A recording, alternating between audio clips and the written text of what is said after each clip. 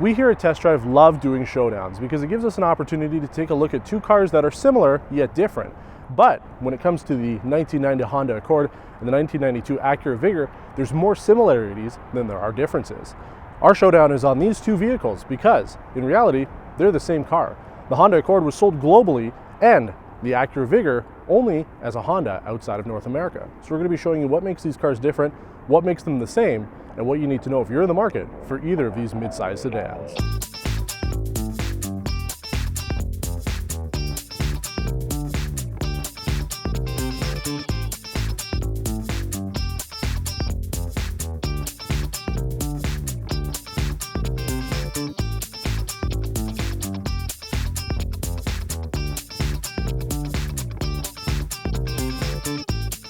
At first we had planned to produce this showdown between my 90 Accord and the 92 Vigor.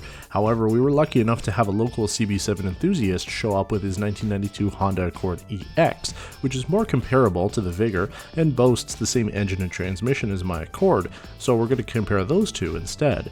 The biggest technical difference between the Accord and the Vigor was their engines. The Honda's 2.2-liter inline-4 produced only 125 horsepower, whereas the Vigor's inline-5 bumped up an additional 51 ponies.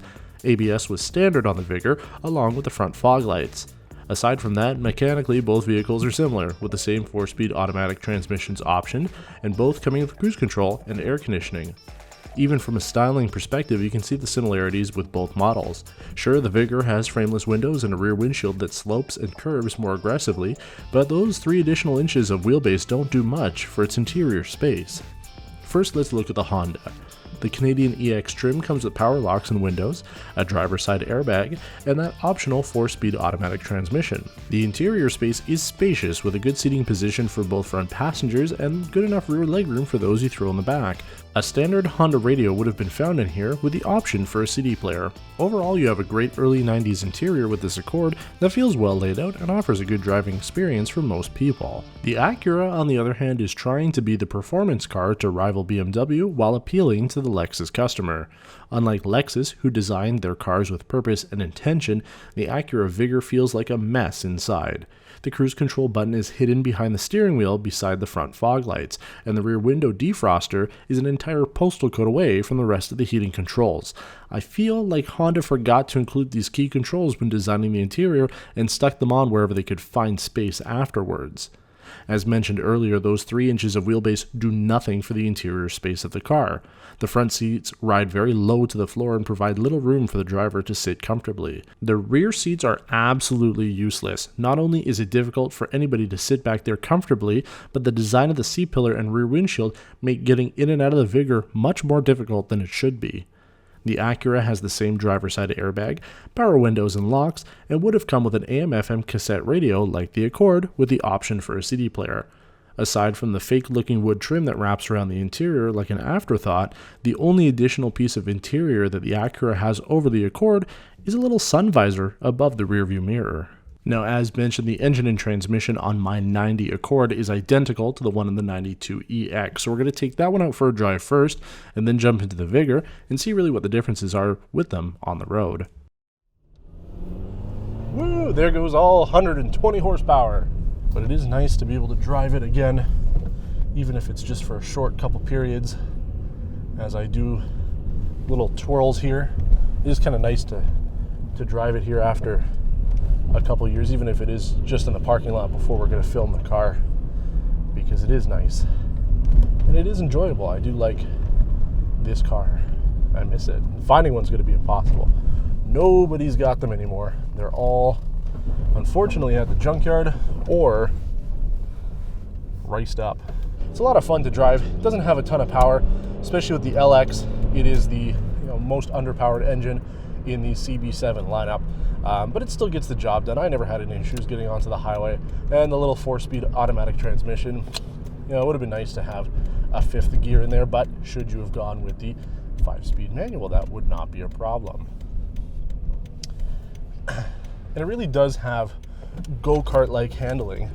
It has power steering, power brakes, but just because it's so light, the steering wheel is thin, feels really light. It's so simple, and it's one of those things that I kind of regret, in a little way, not having it anymore, but at the time we really didn't have a place to store it.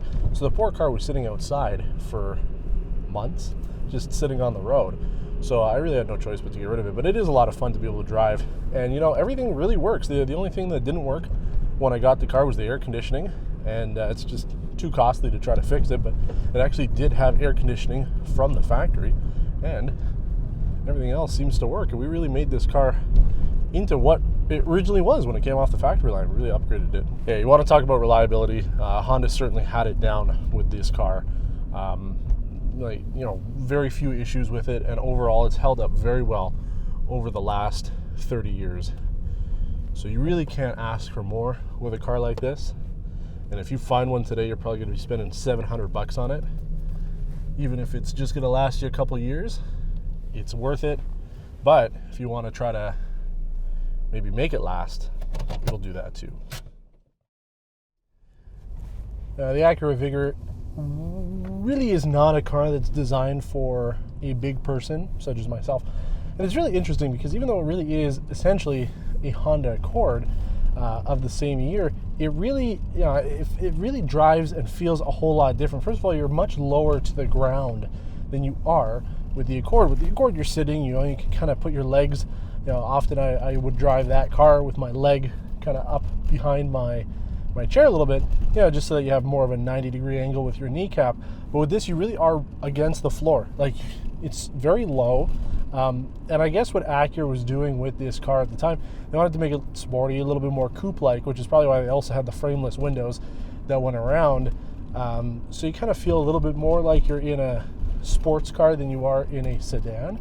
And kind of gets a little uncomfortable, but you know, it sort of ends up what you live with a car like this. And that sportier feel to the entire car is really felt with the 2.5 liter engine, the inline 5. Really strange design for Honda to have gone with, but yeah, it kind of worked out. This car at the time certainly had quite a bit of power. It certainly felt like it was you know, sportier and quicker than, you know, the Accord or any other sort of four-door Japanese car at the time. It certainly had a little bit more sport to it, a little bit more power. And it really was a fun car. You know, you have to drive it with premium, at least according to the gauge cluster here. And I got to say that at the time when I was driving this daily 8 years ago, you know, I was putting premium in, and it did make a difference. The engine ran a little bit more efficiently than it did on just regular gas. So you do have to put into consideration things like that. I'm seated. This is the only position I am even able to sit in. You know, when we talk about seating positions for any of the cars that we film, I usually say I'm very comfortable with how I'm sitting, and I'll set it up based on, you know, kind of the best both ergonomic position for me as well for you to be able to see me as I'm filming the vehicle. But in this case, this is the only position I can sit in where I actually can fit and still operate the steering wheel, pedals, and not be like putting my leg into the other side of the driver compartment here. There's no space. There's actually not even enough space really to put the tripod behind my seat before the back seat gets there. So when it comes to rear seat space, it's non-existent. And that was even the case you know, when I used to drive this car a long time ago. So there really just is no space in the back seats. They are more of an afterthought. And again, it kind of goes back to that whole design philosophy I think Acura was doing at the time, where they said, you know, we don't need to put a lot of thought into the back seats because people are going to be buying this car because they want a sports car. They want to have sort of that coupe style and sportiness, but, you know, have the ability to say you've got 4 doors. And I think that it really is just a 4-door in name only. Did you notice the prices tested section of our spec screen at the beginning of the video? The MSRP for the Accord was just under $17,000 US in 1992, whereas the Vigor came in at over $25,000. I couldn't believe the price difference, considering there's not much difference between these two cars. Now, for example, a 1992 Camry LE Auto was $16,998, and the Lexus ES300 was $26,150. So surprisingly, the Acura wasn't insanely priced compared with the competition. But I can't see $9,000 worth of upgrades over the Accord to justify the price of the Vigor. In our spotlight on my Accord, we talked about the different trims and options, and for the 1993 model, the SE was made available with Bose audio, full leather interior, heated seats, heated side mirrors, and on top of the power options included a power moonroof. This would have cost you $22,100 US dollars in 1993 and $800 more if you wanted the coupe. Jump up to the GS trim for the Vigor and you were looking at $28,000 but no Bose audio, but at least upgraded the trim to leather and added a power moonroof. There's no doubt in my mind that the Honda Accord was the better purchase over the Acura Vigor when these cars were new. Even today, if you were getting into trouble with a 30-year-old Japanese car, the Accord will serve you better than the Vigor. While both have relatively trouble-free engines, rust will be the killer for either car. But it's regular maintenance and repairs that make these two so different.